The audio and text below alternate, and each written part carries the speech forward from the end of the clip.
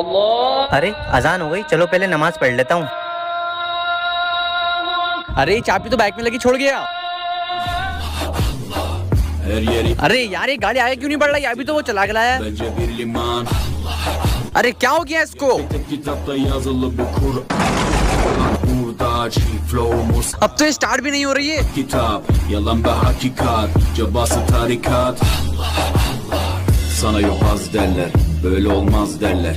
Onlar gibi düşünmedikçe çoban der. अरे सामने से नमाजी आ रहा है, जल्दी से खड़ी कर देता हूँ वरना वो देख लेगा। Bak istediğin güçle saldır. Biz Rabbe müptelayız işimde.